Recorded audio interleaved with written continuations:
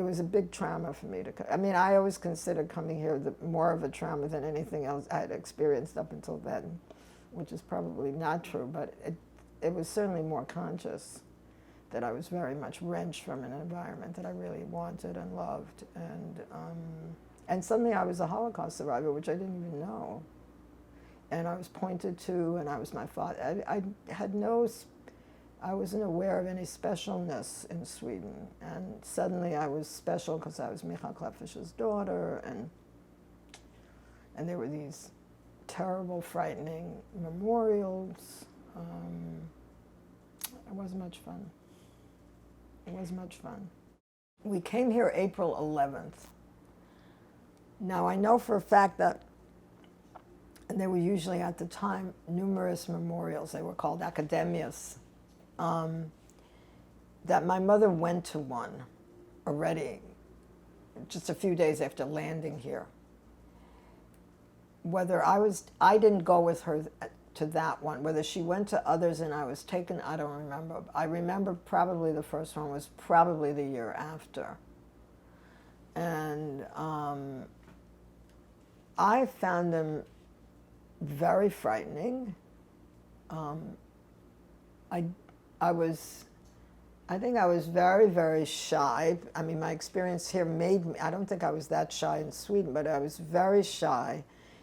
And suddenly I was the focus of a lot of attention in a way that I didn't like, with strangers. I mean, it was one thing to have attention from people you knew, but strangers and being looked at, and, you know, I didn't know what it meant to be Michał Klepfisz, but suddenly I was even weirder. I just didn't understand a lot of it. And it was very frightening, you know, in those days. I've described this. First of all, there were hundreds and hundreds of survivors in the city, and they would come. And these meetings these academias were very frightening to me. First of all, there were a lot of people with a lot of disabilities that I wasn't used to seeing. People with a lot of numbers on their arms, which I had begun to understand what it meant.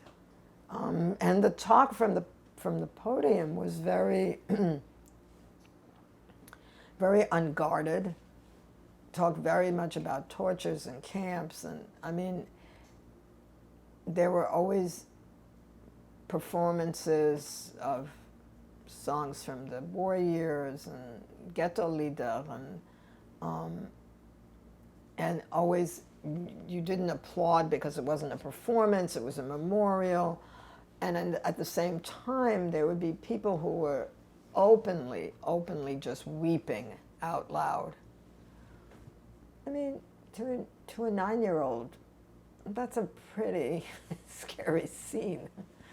And mixed in with the fact that I wasn't there anonymously, even, I couldn't really even hide, it did not leave a great impression on me. I mean, it was very, very frightening, and it made me feel in some way that I was in great danger, in a way that I don't think I'd ever experienced before. And I think it was very destructive for me personally, in really traumatizing me took me a long time to get over it. And I reached a point when I was about 15. The thing was, see, they always used me as a symbol for all the children that didn't die. I had to light a candle for the 1.5 million children that died. That was my job. And I don't think it was every year, but it was quite a few times. And one time, when I was standing on stage, they had the 6 people that were going to light the candles. I don't know, something like that. Somebody pointed at me and said she was snatched from the ovens. And I almost fainted. I was like 15 when they said that. I could barely keep standing. It really terrified me. And I told my mother afterwards that I would never go again.